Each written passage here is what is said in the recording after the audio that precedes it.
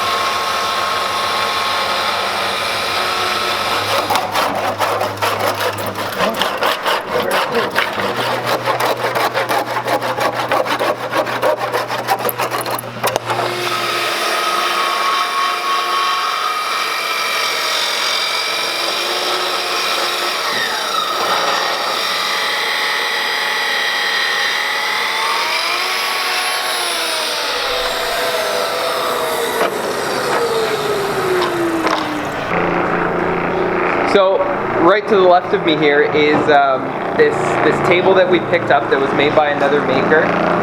We've done our fix on it and now we're refinishing it, and it actually looks amazing now that John's got the smile on it. I don't want to say it's better than the way it looked when we picked it up, but I don't know. Okay, he does say it's better. It's better. You guys heard it. It is. It's quite a bit nicer. It's way shinier. Now that could have just been from the wear and tear. But the top coat looks really good, and then here's the fix that we actually had to do. So this was split all the way, basically halfway down the table, and it was so loose you could actually like move the 2 halves independently of each other. So we put bow ties in the bottom and then black epoxy on top, and that's going to hold everything together here. What I'm about to do is attach the threaded inserts for this metal leg. We try our best not to get it into the epoxy because it just doesn't look good. And so what I'll do right now, I'm going to punch a little divot. So I can probably get away with 2 screws either side, just giving it enough clearance here. I'm not doing it right close to the edge because you want to give the leg a little bit of room for the wood to expand and contract. So I'll go about there. Just a quick tap. So basically the full setup of what you'll need. This is, I believe it's a 1/2 inch Forstner bit.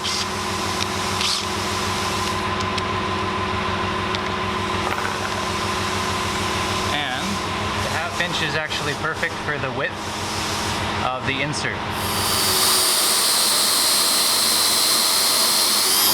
Make sure it's sitting relatively 90 degrees to the hole.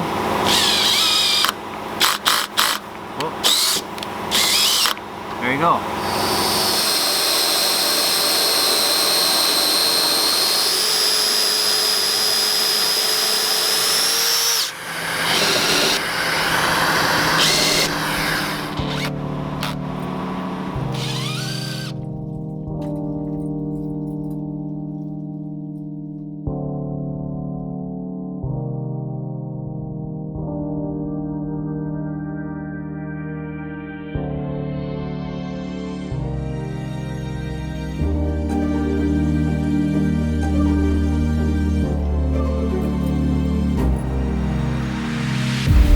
We're upstairs in the finishing area now, and we've got this Backstone walnut dining table with the deep blue resin all finished up. You guys watched Ben actually put in the threaded inserts and assemble the legs on this table. So we've got everything screwed on and the table set up just to take some photos to send to our client. And this one is probably one of the nicest finishes that Ben has ever put down on one of our tables. It's just so shiny, and it's super even as well. It almost looks like a sprayed polyurethane, which is actually very challenging to do with the Osmo finishes, but it is possible. So we think our client's gonna be pretty pleased when he sees this one show up.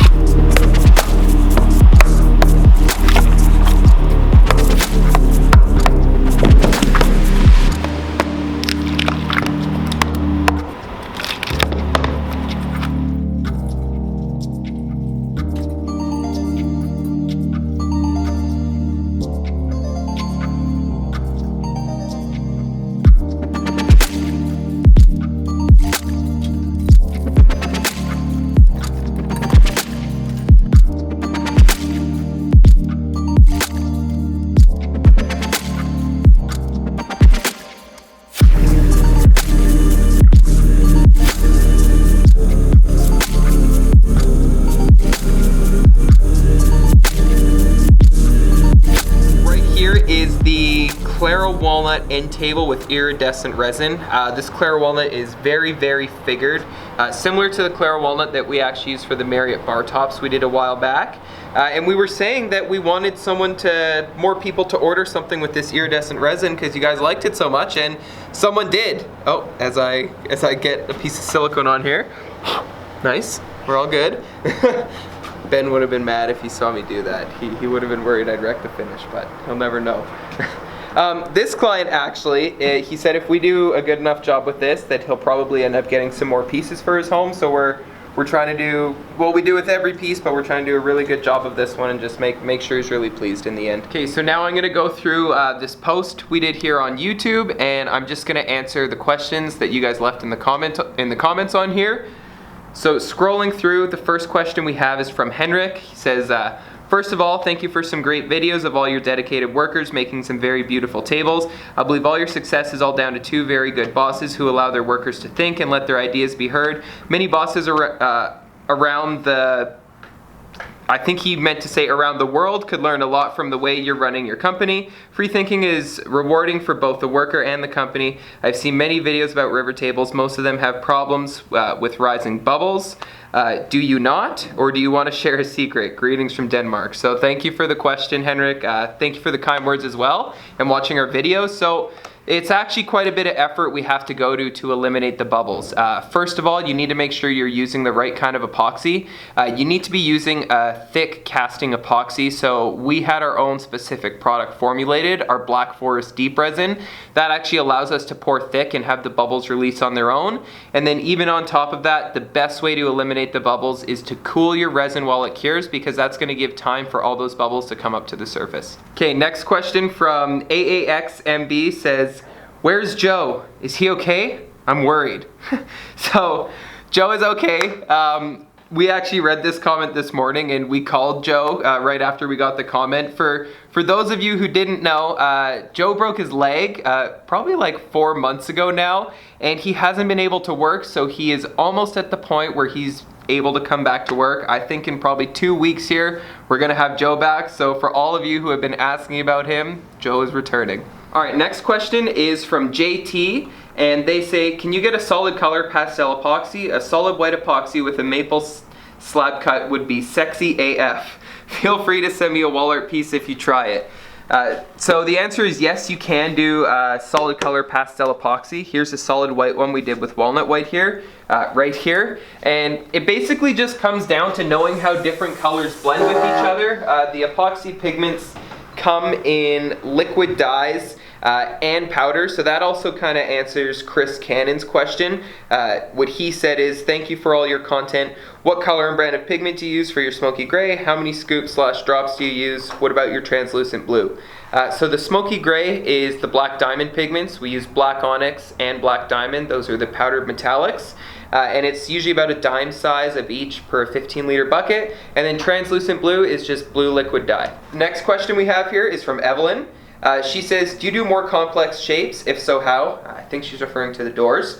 What's the largest door you've ever made? Have you revisited some of your older works to see how they're holding up? What happened to the table that cracked due to the faulty resin? Possibly happened quite a while back now. Do you like window inserts? What would you like to be also making that isn't doors, tables, and occasional wall art? Okay, so quite a few questions there, Evelyn. I'm going to try and answer them all here.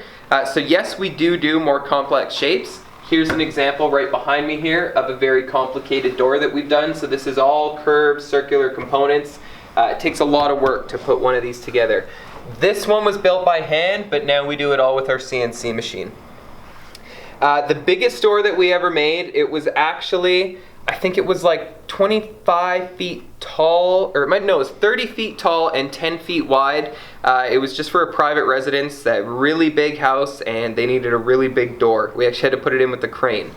Asking if we've revisited older works. Yes, we have. We've been doing these doors for 27 years now, since day one at this business. The only thing that ever fails on the doors is the finish. We used to use a sprayed polyurethane finish on all of our doors, and what would happen is that would start to flake and peel, which is no issue because it can be resprayed, but now that's why we switched to the oil finishes, because it's a little more maintenance, but you'll never get peeling or flaky finish. Do you like window inserts? Sure. I'm not really sure what you mean. Maybe you meant, do we make window inserts? If so, we could, but we've never done one. And what would we like to be making that isn't doors or tables? Probably more like custom furniture, kind of like this cabinet behind me here, or custom chairs, which we may actually be getting a new CNC in the near future here to do those. So Evelyn, we're going to continue your question about what happened to that table with the faulty epoxy, but someone else kind of asked a question that relates to this. So that was from JT. JT said, what's been the biggest hurdle / mess up you guys have ever had to overcome to complete a piece? Also, have you ever had to scrap a project and start new? If so, what was the learning curve? So this right here would be probably our biggest hurdle we ever had on a project, and actually an example where we had to completely scrap it. So the problem with this table is that we use chill epoxy. It is not formulated, or the batch that we received at least was not formulated to do these thick pours. We were having issues with their epoxy not hardening, and we told them about this, so then they sent us a new batch, and we followed their instructions, did this pour, and if you look at this edge of the table, this completely sheared off just from the chemical reaction. So it got so hot that when it actually cooled down, the epoxy completely broke away. You can see in a lot of spots, or in some spots, there was a lot of bubbles. I think actually that was on this half that ended up breaking off. But this is actually, although it was the biggest screw up we ever had on a project, it was probably one of the best things that ever happened to us, because it gave us the frustration we needed to finally ditch Polymer's technologies and stop using the chill line and actually go and have our own line formulated.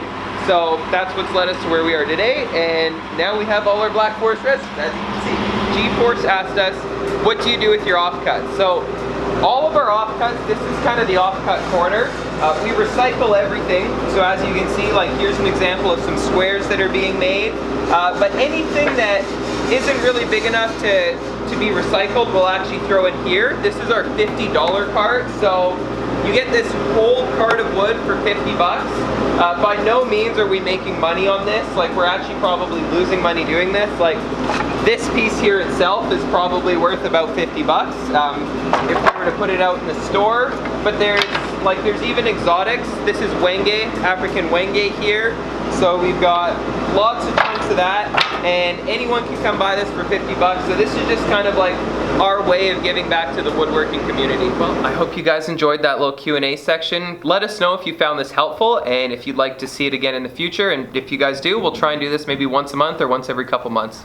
So you just saw Spencer cutting up these Clara Walnut pieces here. We've got them in the mold ready to pour. This is the smaller art piece. So this is a little bit different because it's actually end grain that's coming up here, but there's still some really cool patterns in the wood. This here is the larger one. I actually just got off the phone with the client. They might want to change the design a bit for the larger one. We might end up, like, let's say cutting it and then rotating these pieces so the river goes this way. But either way, we'll probably end up pouring these in next week's video, so you can stay tuned to watch us do that. But I hope you guys enjoyed watching this week's video. I hope we answered some questions with the Q&A. We're trying to be as helpful as we can, and you know, if there's any other questions you guys have, leave them in the comments below. We're doing our best to be as responsive as we can to all the comments, but we really appreciate all your guys' support, and we'll see you next week.